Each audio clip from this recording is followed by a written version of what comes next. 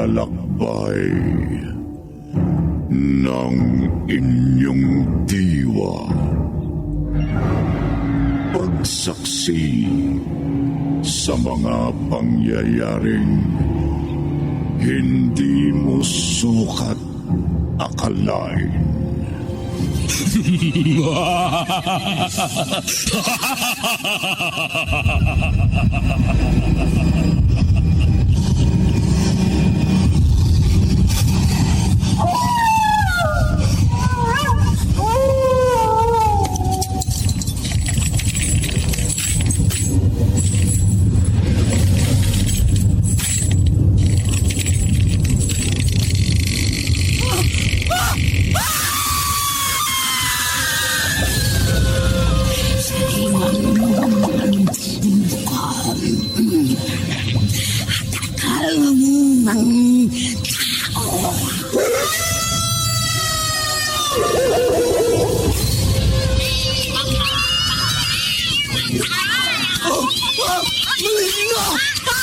Huwag kang munang kaniliman!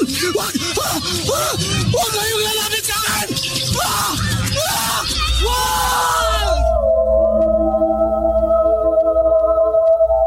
Mga kababalaghang hindi kayang tanggapin ng inyong isipan. Nagaganap tuwing sasapit ang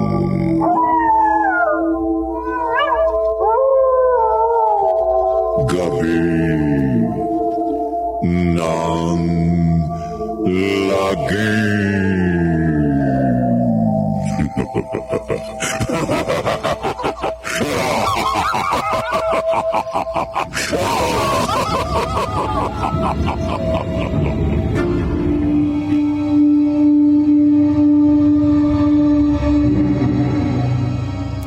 Magandang gabi, kaibigan.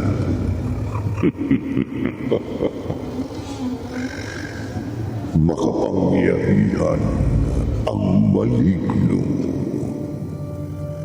Anumang sandali, maaari itong magsabog ng lagim sa mga tao. Gayunpaman, may mabisang pangontra sa mga laman lupa na maaaring bumihag sa kanila. Hindi man sila tuluyang mapuksa. Maniniwala ba kayong maaaring makulong ang maligno sa punong balete?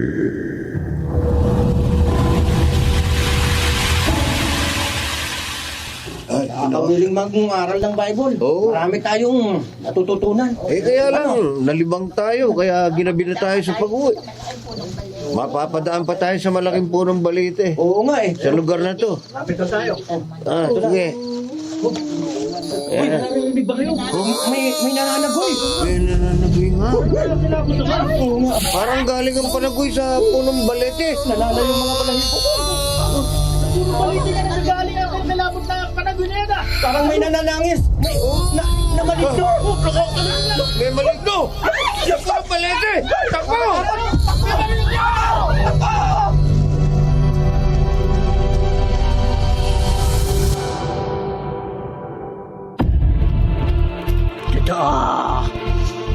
Totoo ang kinatatakutan nyo.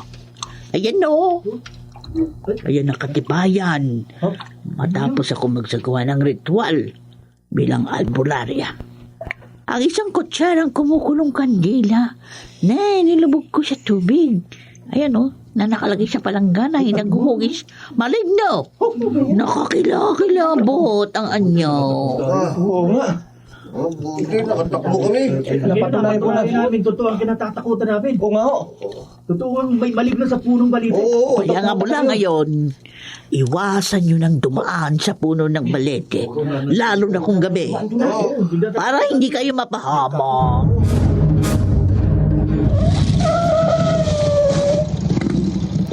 Saan ang punta mo, miss? Hindi miss ang pangalan ko. Ako si Beatrice. Nakasanayan ko kasing tawagin ng miss ang isang babaeng hindi ko kilala. So, si Beatrice ka pala. Ngayon lang kita nakakita rito sa aming barangay, Hindi ako taga rito. Galing ako sa ibang probinsya. May pupuntahan kang kamag-anak dito? Wala. Hindi ko nga alam kung saan ako pupunta eh. Bakit? Naglayas ako sa amin. Ha? Kaya sumakay ako sa bus at bumaba dito. Bakit mo pinara itong tricycle ko? Magpapahatid sana ako sa iyo eh. Saan? So, kung saan mayroong bahay na pwede kong matirahan sa lugar na ito. Mabuti pala, namasada ako ng tricycle at akong napara mo. Bakit? Delikado kasi sa gaya mong magandang babae ang maglakad ng nag-iisa kong gabi. Dahil may ibang lalaking bastos at mapagsamantala. Lalo na yung mga lasing at gumagamit ng bawal na droga. Akala ko may alam kang pwede kong matirahan. Ihanap kita ng matitirahan mo na sigurado kong walang masamang mangyayari sa'yo. Salamat. Pero, ano? pwede ko bang malaman kung bakit ka naglaya sa inyo?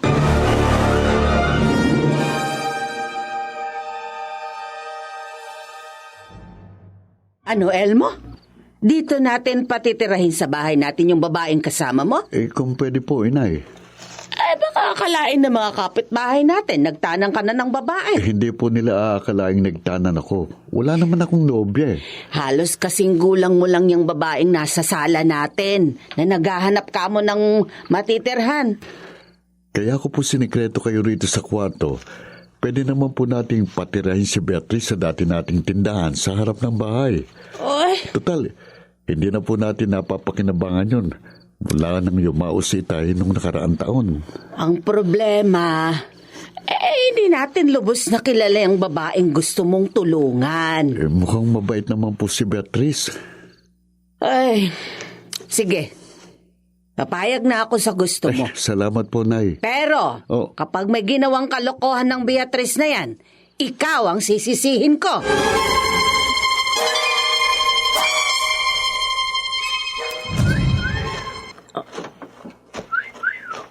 Uy, ganda! Ha?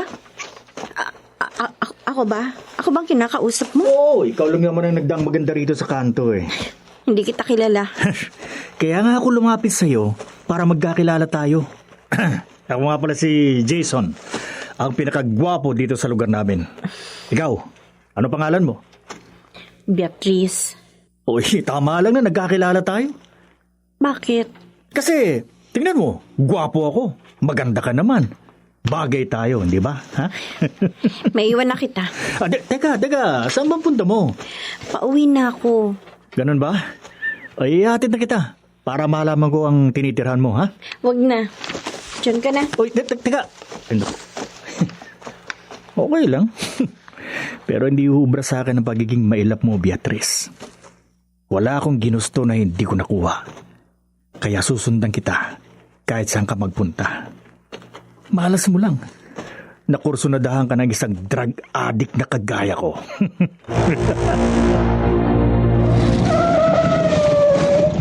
Jason, Hindi ako sasakay, Elmo. talagang hindi kita pasasakayin dahil may pasahero pa ako. Ay, bakit pinarahan mo ko? Napansin ko kasi na sinusundan mo si Beatrice. Uy, kilala mo pala si Ganda, ha? Pinatira namin siya ng inay ko sa dati naming tindahan sa harap ng aming bahay. Kaya pala pumasok siya sa bakuran ninyo. Kagabi lang kami nagkakilala. Ibig sabihin, hindi mo siya kaano-ano? Parang kamag-anak na namin si Beatrice. Ay, wala pala akong problema sa'yo kung ganun. Jason, kilala kita. Ilang kalugan nating babae ang binastos mo. Yung mga nagtatari at mailap lang naman sa akin ang kinakatalo ko. Huwag mong gagawa ng masama si Beatrice. Elmo. Huwag na huwag, Jason. At akong makakalaban mo.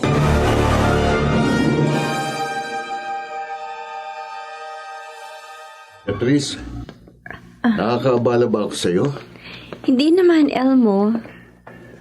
Gusto ko lang kasing malaman kung komportable ka rito sa dating tindahan namin na tinirahan mo. Wala naman akong problema dito. Mabuti naman kung ganun.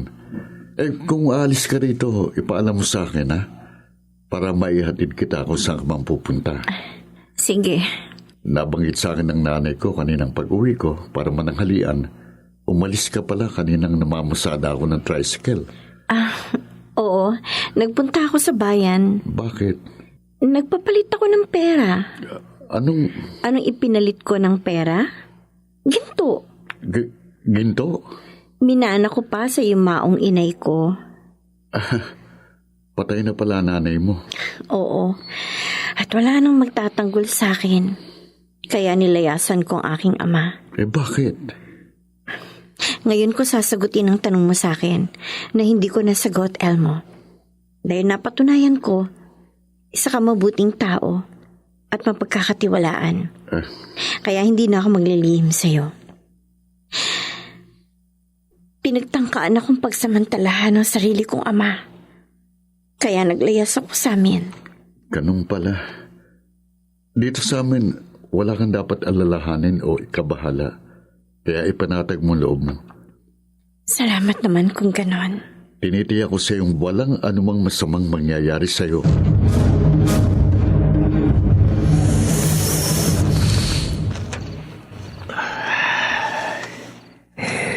Ngayong sabog na ako sa droga, hindi na ako mag-aaksaya ng oras. Baka maunahan pa ako ng iba kay Beatrice. Dito ako dadaan sa Talayban para makalapit ako sa tinitira ni Ganda nang walang makakapansin sa akin. Dito. Dito ako magkukubli sa likod ng malaking pato. At kapag lumalim na ang gabi, kapag tahimik na ang buong paligid, papasukin ko na si Beatrice sa tinitira niya at tututukan ko siya ng matalas para hindi siya makapalag at para magawa ko na sa kanyang lahat ng gusto ko. Ano yun? May gumagalaw sa likod ng puno? Sa dikaryon sa akin.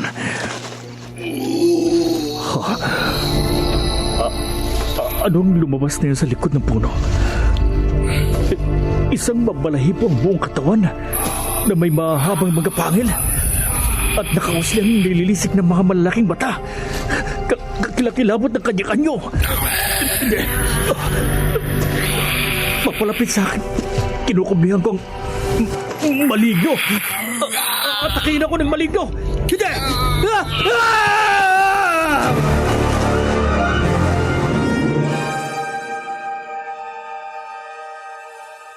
Maligno! Maligno!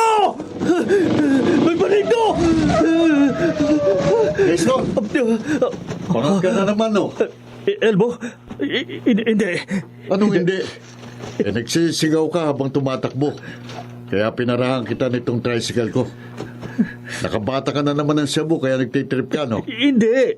Sumisigaw ako dahil nakakita ako ng maligno. Maligno? Oo. Kakilakilabot ang kanyo. Mabalahibo ang buong katawan. Mahabang pangil at nandilisik ang nakauslig malalaking mata. Yan ang napapala ng adik na kagaya mo. Kung ano-anong nakakatakot na imahinasyon ang nakikita dahil sa epekto ng Cebu. Hindi ko imahinasyon lang yun. Totoong nakakita ko ng kakilakilabot ng maligno. O kung totoong sinasabi mo, nasa ng maligno? Ha? Asan? Akala ko, inahabol niya ako. Siguro lumayo siya nang makitang kausap kita. Mabuti pa umuwi ka na. At hindi ako maaaring maniwala sa sinasabi mo. Elmo, nagsasabi ako ng totoo. At tigilan mo ng paggamit ng Cebu para hindi ka nakakita ng kinatatakutan mo. Ikaw ang umuwi na, Elmo. Dahil sa labas ng bahay niyo, doon ako nakakita ng kakilakilabot ng maligno.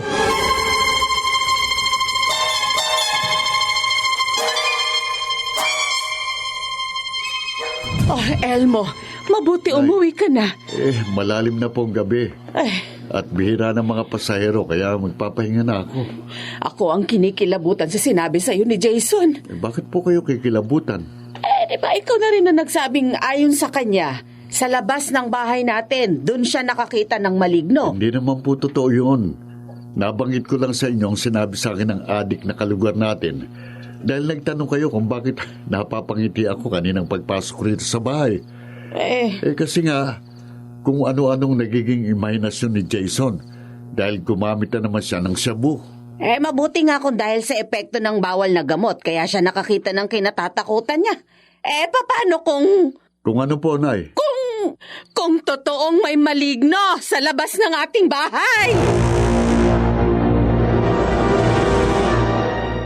Naniniwala ako sa sinabi ng drug addict nating kalugar kay Elmo, Flora. Nana Jega, huwag niyo kong sabihin na... Hindi dahil sa epekto ng bawal na gamot yun. Oh. Kaya nakakita si Jason kagabi ng laman lupa. Totoong nakakita siya ng maligno sa labas ng aming bahay? Malamang. Na totoo yun. Diyos ko, maniniwala ako sa inyo dahil kilala kayong mahusay na albularya na may kakayahang makakita ng mga lamang lupa. Kaya nga ho ako nagpunta sa inyo at ay sumangguni. Totoo. May mga gumagalang maligno dito sa ating probinsya. Pero wag kang matakot. Ang paniwala ko ho, makapangyarihan ng mga lamang lupa. Totoo yun. At may kakayahan ho silang maminsala ng mga tao. Kaya nga lahat ng aking makakaya ay gagawin ko para walang malignong makapagsabog ng lagim dito. Paano kung mabiktima kami ng maligno? Kami ng anak ko si Elmo.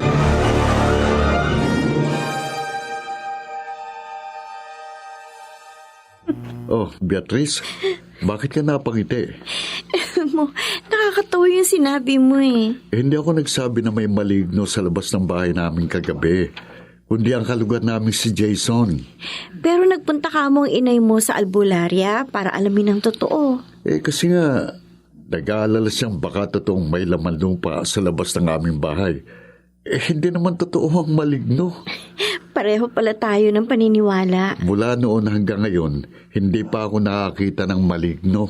Ako rin. Kaya huwag nga tayong maniwala na may laman lupa o maligno. Oo nga, Elmo. Guni-guni lang ang sinasabing maligno. Kalokohan lang yun. Pareho kami ni Beatrice ng paniniwala. Nakalokohan lang ang maligno. Kaya walang dahilan para mangilig akong dumaan sa malaking puno ng balite na napapabalitang may maligno.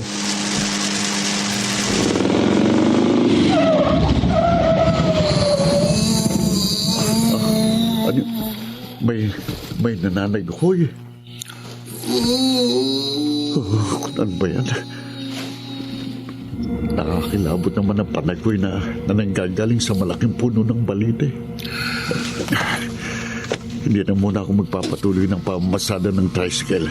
Total malalim ng gabi at magpapahinga na ako. Pero bago ako umuwi, aalamin ko muna kung sinong nananagoy dito sa lugar na nasasakop ng aming kaingin. Ito. Wala naman tao sa likod ng punong balite. Sinong narinig kong nananagoy dito kanina? May tumatawag sa akin. Sino ka? Nasaan ka? Tulungan mo.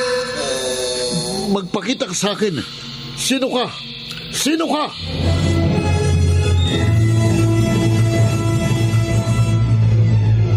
Ano? Elmo? May narinig kang nananaghoy sa malaking puno ng balite? Oo, Beatrice. Kaninang bago ako umuwi. Sino yun? Hindi ko alam. Hindi ko nakakita eh. Kaya nga kahit nakauwi na ako, nagtataka pa rin ako.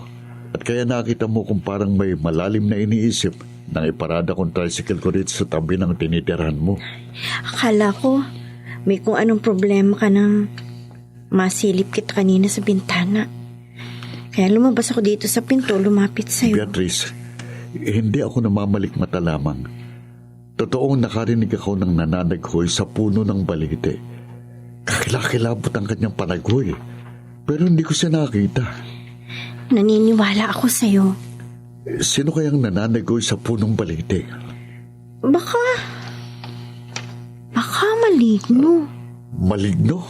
Oo.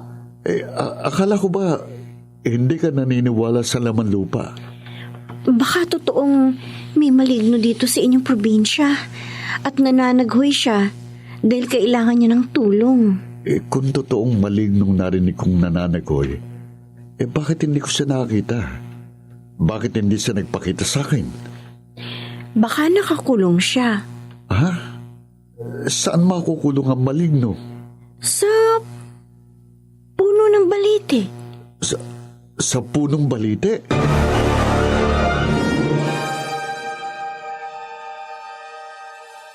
Beatrice, parang hindi ka panipaniwala.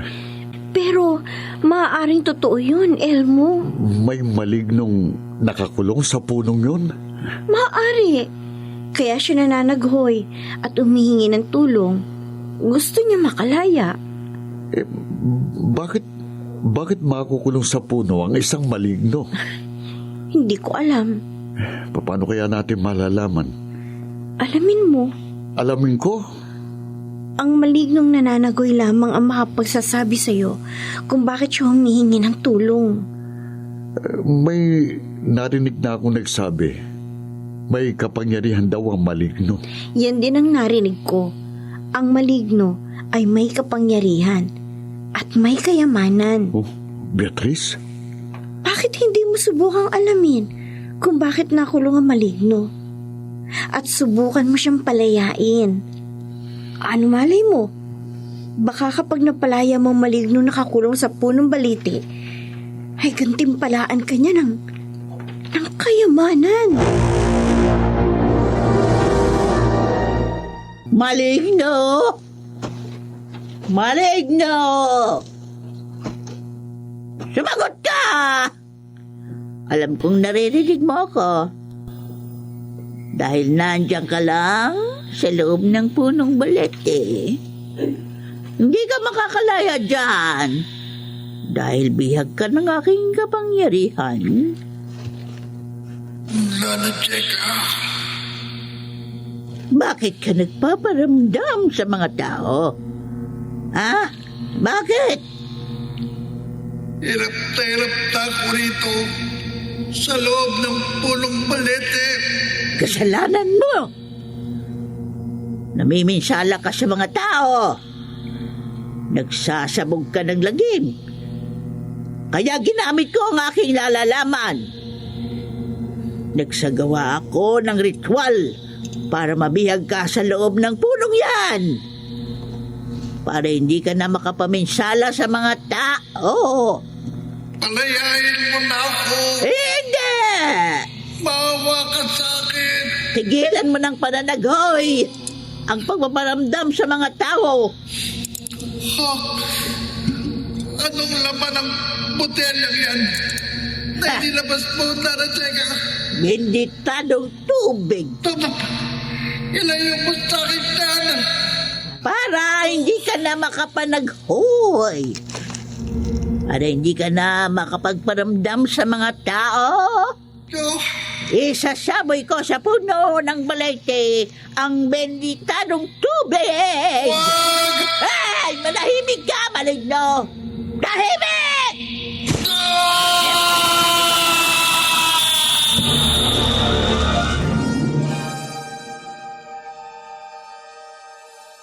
Elmo, Oh, Beatrice, bakit parang bigla ka na bahala? wala ka bang narinig? Narinig na ano? Parang may nananaghoy.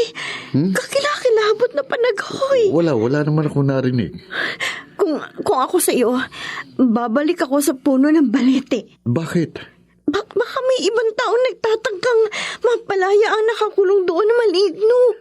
Beatrice, Kapag naunahan ka ng iba na mapalaya ang maligno, iba ang magagantimpalaan ng laman lupa. Iba ang makikinabang sa kayamanan ng maligno.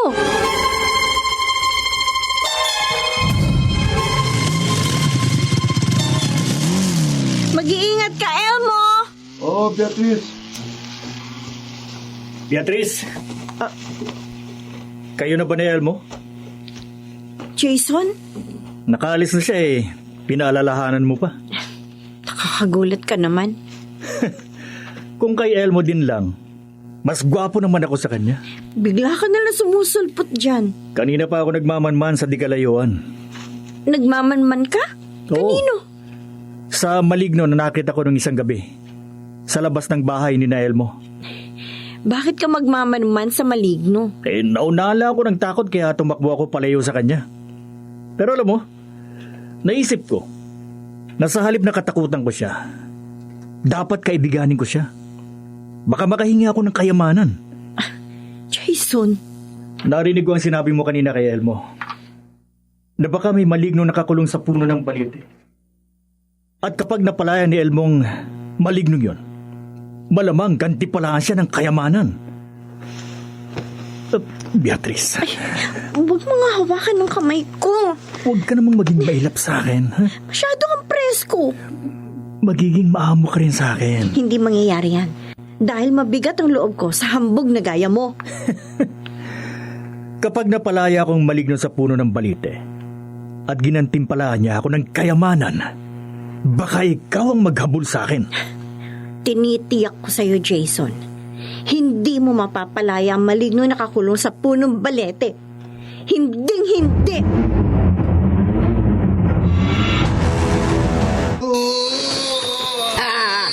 Mangisay ka, maligno. Mangisay ko. Oh, Elmo! Anong ginagawa niyo rito sa aming kaingin? Wala. Anong wala? Bago ako bumaba sa tricycle, nakita kong may sinaboy kayo sa punong balete. Benditadong tubig ang laman itong botelya na hawak ko. Sinabi ko sa puno ng balete para hindi na magparamdam sa mga tao yung malignong nakakulong sa puno. May malignong nakakulong sa puno? Ron! Totoo man ang sinasabi niyo? Umalis na kayo rito sa nasasakupan ng aming kaingin. Elmo! Umalis kayo rito.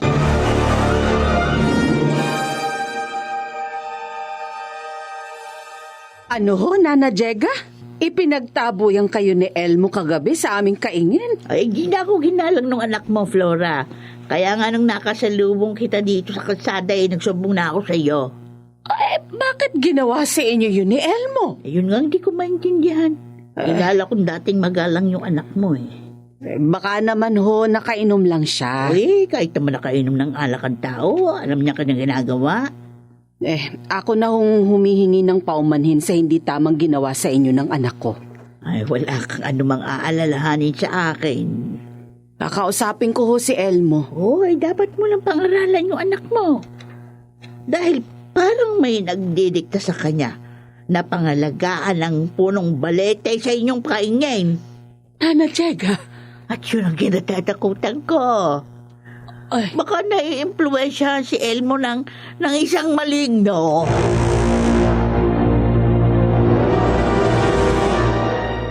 Inay, wala pong nang i-impluwensya sa akin. Bakit hindi mo iginalang si Nana Jega? Nabigla lang po ako sa pagtataboy ko sa kanya sa ating kaingin. Humingi ka ng dispensa sa kanya, Elmo. Gagawin ko po yan. At paniwalaan mo ano man ang sasabihin niya sa'yo. Opo. Baka nga totoong may malignong kumukontrol sa pagkatao mo.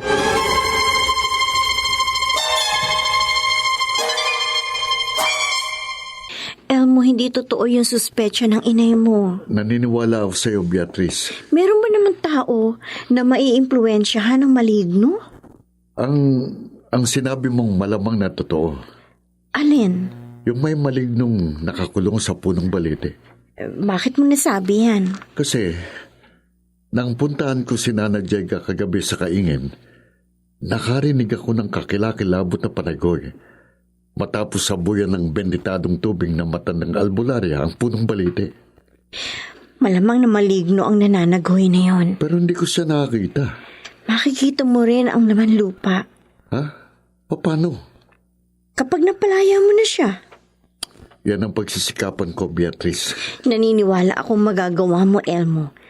Sa lahat ng tao na kilala ko, ikaw lamang ang alam kong makakapagpalaya sa maligno nakakulong sa punong balete.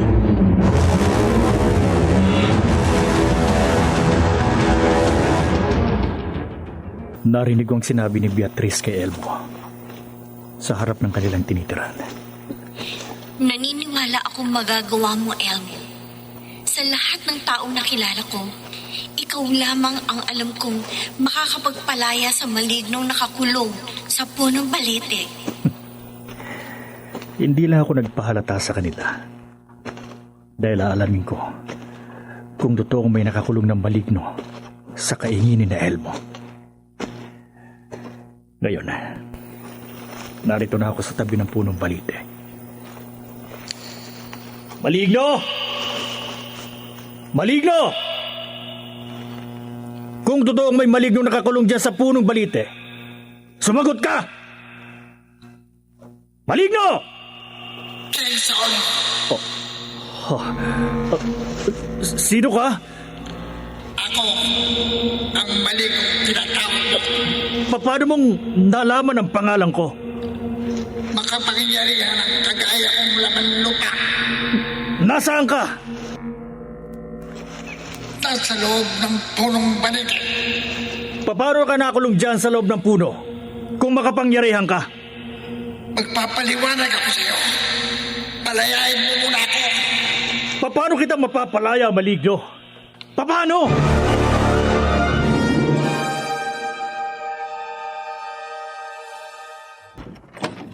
Magandang gabi po, Nanang Ay, Cheka. ikaw pala, Elmo. Kala ko kung sino na yung kumato. Dumaan po ako rito sa inyo para humingi sa inyo ng dispensa sa nagawa kong pagpapalis sa inyo sa kaingin namin ng isang gabi. Hoy, kalimutan mo na yun. Salamat po. Sapat na sa akin yung paghingi mo ng paumanhin. Paano? Tutuloy na ako. Ay, sandali, teka lang. Napadaan ka lang kamo dito sa amin? Eh bakit? Saan ba talaga punta mo? Sa... Sa kaingin nyo. Huwag kang magkakamali magtangkang palayain ang maligno na nakakulong sa punong balete. Nanang Cheka. Wag na wag kung ayaw mong mapahamo.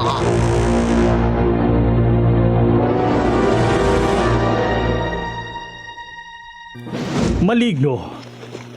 Kung totoong makapangyarihan ka, bakit hindi mo mapalaya ang sarili mo sa pagkakakulong dyan sa loob ng punong balite? Nakulong ako rito. Dahil sa kagagawa ng isang albularya ng kanyang ritual at orasyon. Paano ka nadaig ng isang albularya? Hindi na mahalagang pag-usapan pa natin yan. Ang mahalaga, palayain mo na ako. Sige, palalayain kita. Pero sa isang kondisyon. Anong Bibigyan mo ako ng kayamanan. kahit hindi mo sabihin, talagang gaganti pala kita ng kayamanan kapag napalaya mo ko. Kung ganon, gagawin ko na ang dapat kong gawin para makalaya ka. Sige, sundin mo lang itinuro ko sa'yo. Galagin mo na ang alambreng may tinik na nasa ibaba ng punong maliit at nakapulupot sa puno. Ngayon din, maligno. Matagal ko nang gustong yumaman. Kaya ngayon din, kakalagin ko na ang alambreng may tinik na nakapulupot payapo sa punong balite. Salamat, Jason. Ngayon din palalayain kita. Palalayain kita, maligno!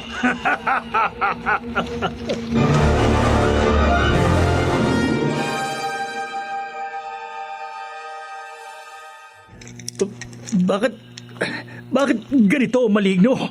Sige, Jason. Galagin mo ng alambreng may tinik na nakapulupot payapo sa ibaba ng punong maliit. Galagin mo na para makalaya na ako sa loob ng punong ito na kinakukulungan ko. Hindi ko makalagang alambre. Hindi mo makalag. Oh, sa tuwing tatanggain kong kalagyan ng alambre, parang lalo itong bumabaon sa puno. Ang gano'n, nag-aaksaya ka lamang ng lakas. Hindi maligno. Hindi mo makakalagang alambreng may tinik na nakapulupot sa punong balikat. Makakalag ko yan. Maniwala ka sa akin. Gagawa ako ng paraan. Jason! Hintayin mo ako dyan. Babalik ako. Jason! Hindi mo ko mapapalaya sa pagkakakulong ko rito sa punong balikat. Kahit anong gawin mo!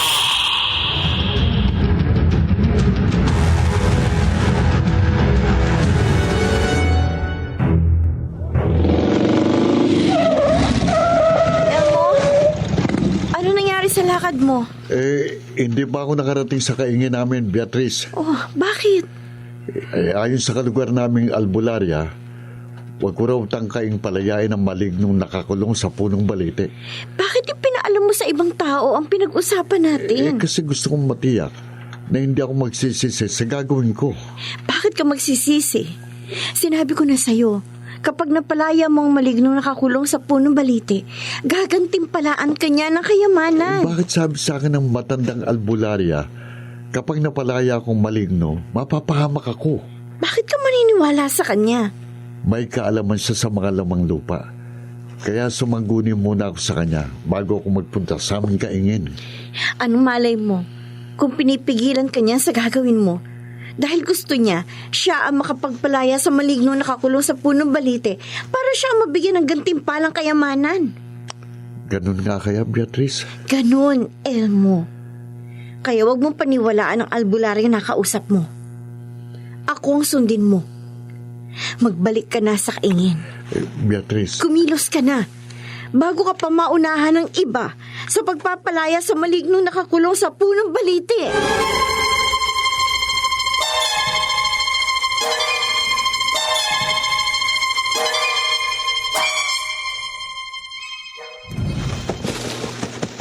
Maligno!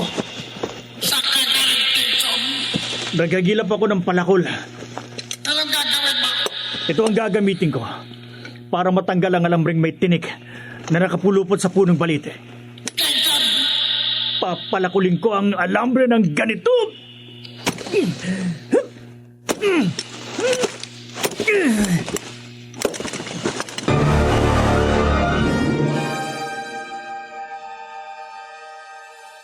Nana Jega, nanggaling si Elmo dito sa bahay niyo kanina. Oy, oo, Flora. At humingi siya sa inyo ng dispensa sa ginawa niyang pagpapaalis sa inyo sa kaingin namin noong isang gabi. Sinabi ko na sa anak mo. Kalimutan na namin yun. Ay, mabuti naman ho't sinunod niyang iniutos ko sa kanya. Yun ho ang gusto kong malaman kaya naparito ako sa inyo. Likas na mabait naman yung anak mo. Mula kasi sa kanyang pagkabata, binusog ko na siya sa mga mabubuting pangaral. Kaya nga, si Elmo ang may kakayahang gawin ang kinatatakutan ko. Ho? Ano hong kinatatakutan niyo? Ay baka palayain ng anak mo ang malignong nakakulong sa punong balete. Nana Jega? Ay kapag nakalaya ang maligno na yon, malamang magsabog na naman yun ang lagim.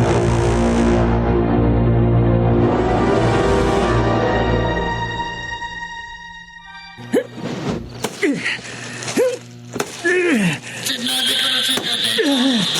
Nag-aak sa'yo na lang ng dagat. Maligno, hindi ko maintindihan. Sa paulit-ulit sa lakas ng pagpalakol ko, dapat maputo na ang alambreng may tinik na nakapulupot sa punong balite. Pero bakit hindi ko magawa? Dahil may orasyon na nakakapit sa benditadong alambreng yan. Hindi maaaring hindi ko matanggal ang alambreng yan. Para makalaya ka na at mabigyan mo na ako ng gantimpalang kayamanan. Kung merong unang may gustong makalagbo ang alambreng may tinik na nakapulupot sa punong balite, walang iba kundi ako. Dahil hirap na ako sa loob ng tulong ito. At gustong-gusto ko nang makalaya rito. Pero hindi ang taong kagaya mo ang makapagpapalaya sa akin dito sa punong balite. Hindi, Maligno. Kaya huwag ka nang magpilit. Kahit anong sabihin mo, pilit ko pa rin kakaligin ng alambreng may tinik na nakayapo sa puno. Papalakuling ko ulit ng paulit-ulit.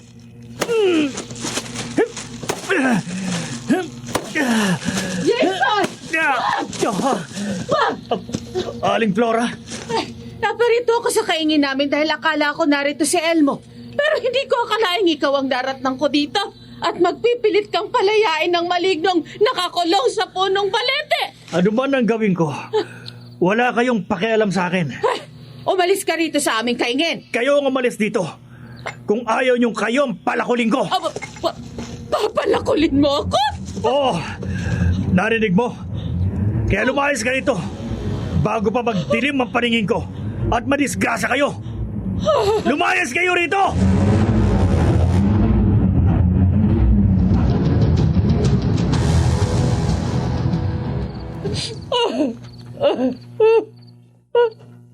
Walang yung Jason na yan, inay. Hindi na niya kayo ginalang pa.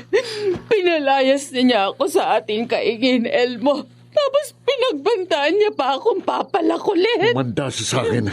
Umuwi agad ako para ireklamo natin siya sa barangay, anak. Ako na pong bahala sa adik na yun. Ha? Ay, Elmo! Saan ka pupunta? Anong gagawin mo? Elmo! Magbalik ka dito! Elmo!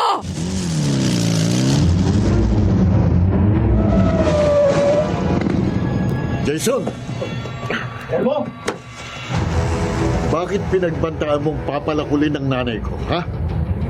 Lumayas ka rito! At ako pa ang palalayasin mo sa aming kaingin, ha? Lumayas ka! Kung ayaw mong madisgrasya sa palakol ko! Bago mo magamit ang palakol mo, tikman mo ng itkit ko! Oh. Ay!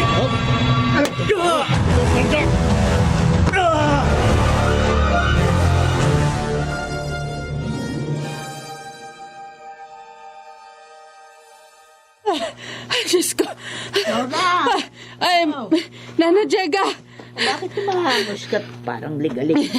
Ay, kanina ho kasing nagpunta ako sa aming kaingin. Dinatnang ko rin si Jason. Yung palugar nating ade. Ay, siya nga ho.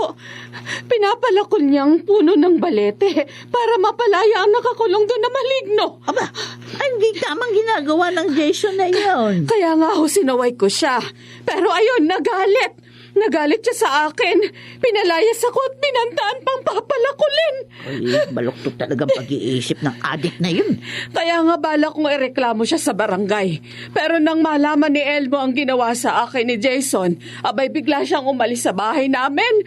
At malamang puntahan niya ang adik na yun sa kaingin at kumprontahin.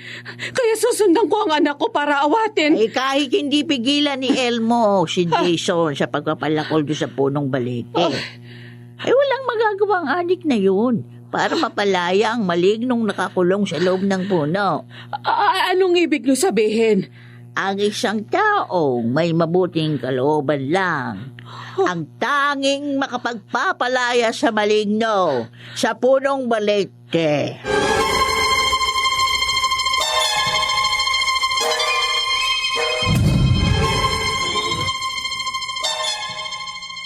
Etong tadyak sa mukha mo! Ang lakas ng loob mong pagbantaan ng nanay ko na papalakulin mo. Lampa ka naman pala. Elmo! Ha? Bumagsak na sa lupa si Jason. At nawalan siya ng malay. Tantanan mo na siya. Maligno? Oo. Isa nga akong maligno na nakakulong dito sa loob ng punong balete. Bakit hindi ka makapagpakita sa akin? Makikita mo ko kapag nakalaya na ako sa punong ito. At makalalaya lamang ako sa tulong mo. Paano kitang matutulungan? Talagin mo ang alambreng may tinik na nakapulupot sa ibaba ng punong balete. Makakalag ko ang alambre kapag ginamitan ko ng palakol. Hindi mo na kailangan ng palakol. Sa pamamagitan lamang ng iyong mga kamay, makakalag mo ng alambreng may tinik. Parang mahirap yun. Subukin mo, Elmo. Sige, susundin kita, maligno. Kakalagin ko sa pamamagitan lamang ng aking mga kamay ang alambreng may tinik na nakapulupot payapos sa punong balite. Ito. Ba, kataka-taka. Pero tama ka, maligno. Sa pamamagitan lamang ng aking mga kamay, madali ko nakalag ang alambreng may tinik. Ngayon, makalalaya na ako! Maligno?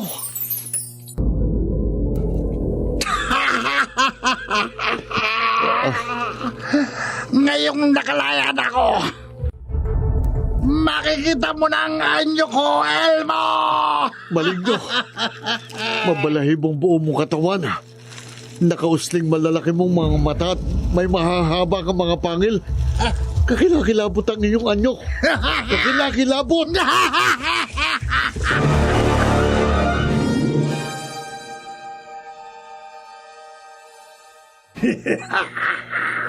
Kakilakilabot ang anyo mo, Maligno. Pero hindi ako dapat matakot sa'yo. Mabuting tao ka na, Elmo. Matapang ka pa. Ako nakapagpalaya sa pagkakakulong mo sa punong balite. May utang na loob ka sa akin. Kaya nga nagpapasalamat ako sa'yo. At kaya bibigyan mo ako ng kayamanan? Bakit kita bibigyan ng kayamanan? Bilang gantimpala sa pagpapalaya ko sa'yo. Ako rin, bigyan mo ng kayamanan, Maligno. At nagkamali ka na pala, Jason. Bakit kita bibigyan din ng kayamanan, Jason? Ako ang unang nagtangka na mapalaya ka sa punong balite. Hindi ikaw ang nakapagpalaya sa akin. Kahit na! Ako ang unang nagpakahirap. Nagpakapagod sa pag-isikap na mapalaya ka. Kahit nabigo ako, dapat lang bigyan mo ako ng gantimpala, ng kayamanan. Kapag hindi mo ako binigyan ng kayamanan, Maligno, masama ang mangyayari sa'yo. Jason. Wala akong balak magbigay ng gantimpala sa'yo. Ganon? Jason. Isusuplong kita sa mga tanod, sa mga parak. Malilintikan ka, Maligno! Hindi ako malilintikan, Jason. Ikaw, sa'yo may masamang mangyayari.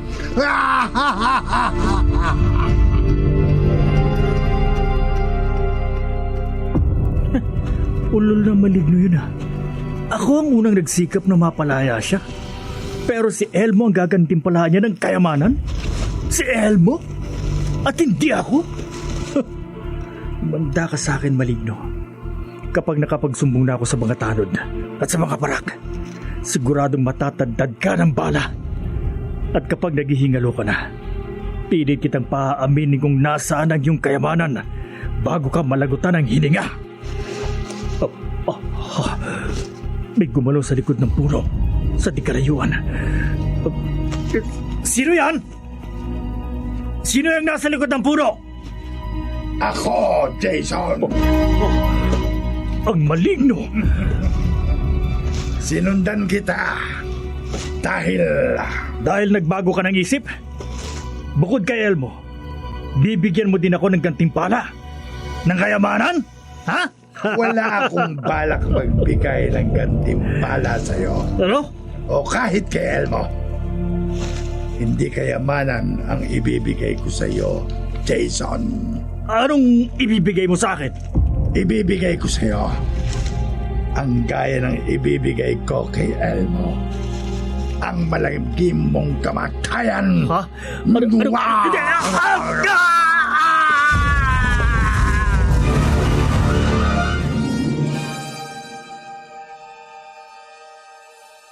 Malalim na ang gabi.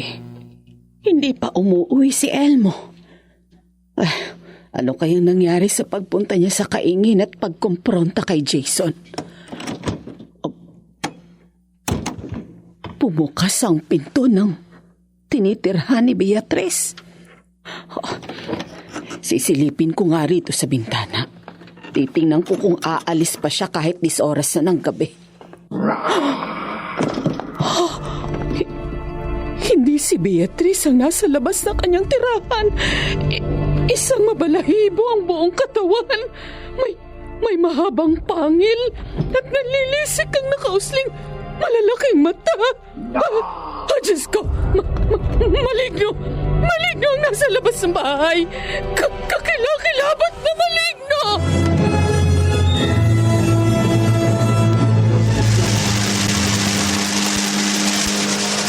Hindi ko akalain. Tusong Malignong nakulong sa punong balite. Bago ko palihim na tumalili sa kaingin, narinig kong sinabi niya kay Jason. Wala akong balak magbigay ng gantimpala sa'yo o kahit kay Elmo. Hindi kayamanan ang ibibigay ko sa'yo, Jason. ibibigay ko sa iyo ang gaya ng ibibigay ko kay Elmo. Ang malagip mong kamatayan.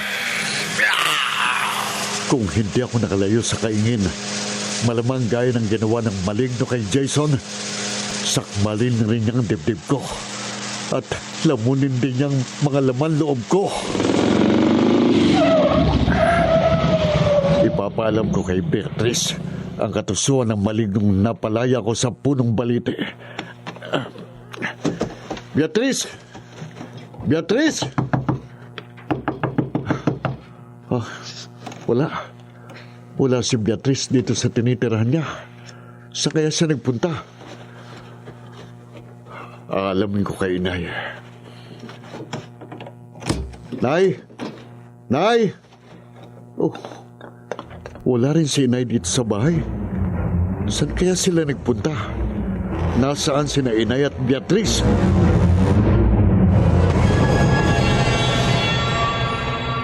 Ano, Flora? Nakakita ka ng maligno sa harap ng inyong bahay. Oo, Nana Jega. Kakilakilabot ang anyo ng maligno. Kaya napasugod ako rito sa bahay niyo. Si Elmo? Wala pa siya sa bahay namin. Wala pa doon ang anak ko. Baka ang malignong nakita mo ay ang laman-lumang nakakulong sa puno ng balete. Oh, maaari nga ho, Nana Jega. Baka napalaya na ni Elmo ang maligno. Baka magsabog ng lagim yun. Ay, naku, yun ang hindi ko papayagang mangyari. Nana Jega. Gagawin ko na ang ultimatum para matiyak kong hindi na makapagsasabog ng lagim kailanman ang maligno.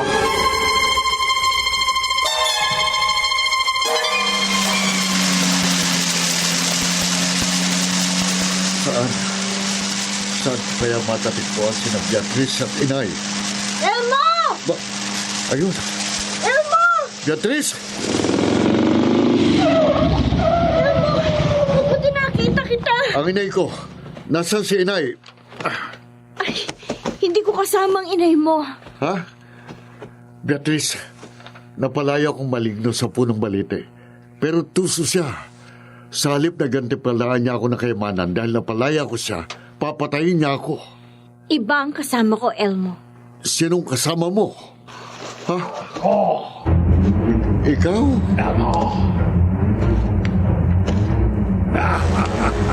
Beatrice, kasama mong malignong yan na napalaya ako sa punong balite. Lumayo ka sa kanya. Tuso siya. Nagsasabog na lagim. Pinatay niya si Jason at papatayin niya rin tayo. Hindi ako kakantiin ng malignong yan, Elmo. Dahil siya at ako ay magkauli.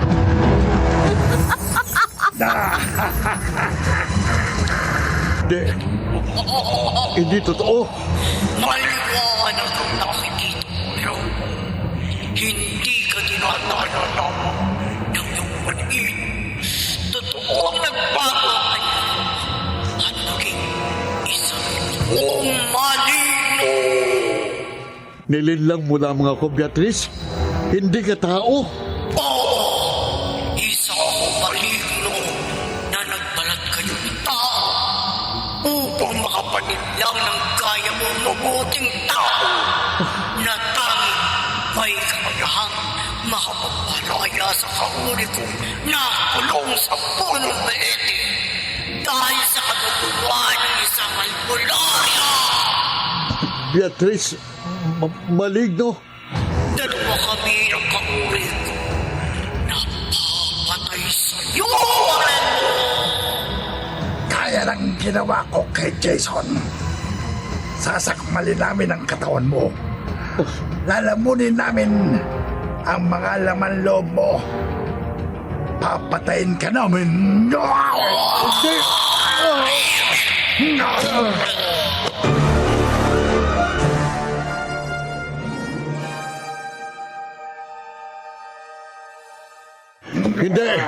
Hindi niyo ako mapapatay, mga maligno. Hindi mo matatakasan ang kamatayan mo!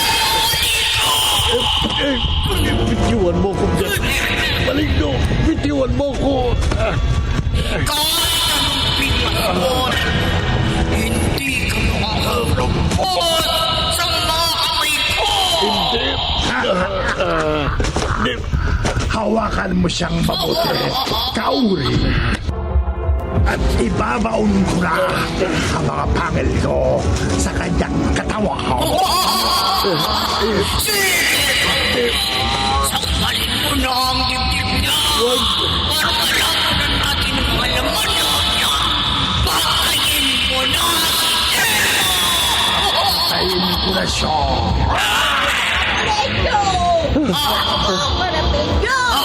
Kauri! Ang albularyong nagkulong sa'yo sa punong balite! May hawak siyang itim na botelya. Tama!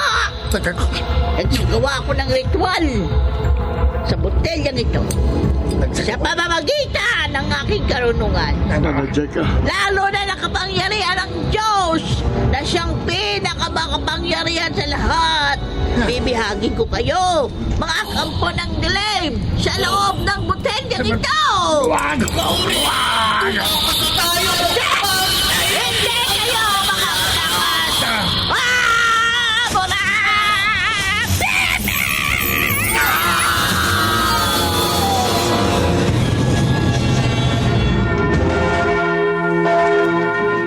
Totoo ba ang sinabi mo, Elmo?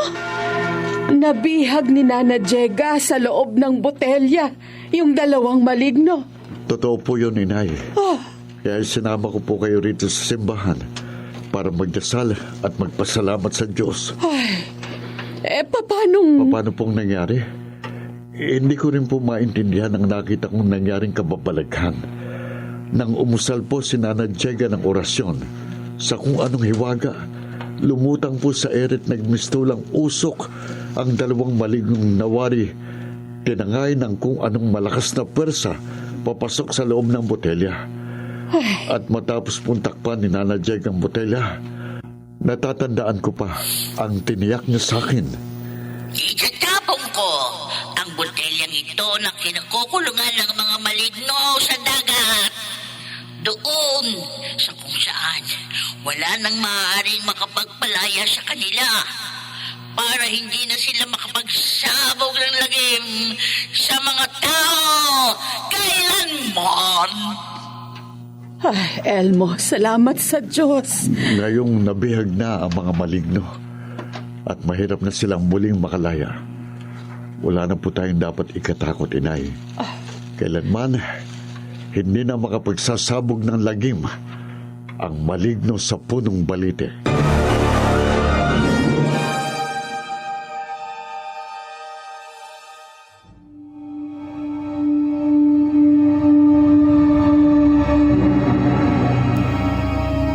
Hindi lahat ng laman lupa ay nakapagsasabog ng lagim. Sapagkat kung tuso man ang mga maligno, napaglalalangan din sila ng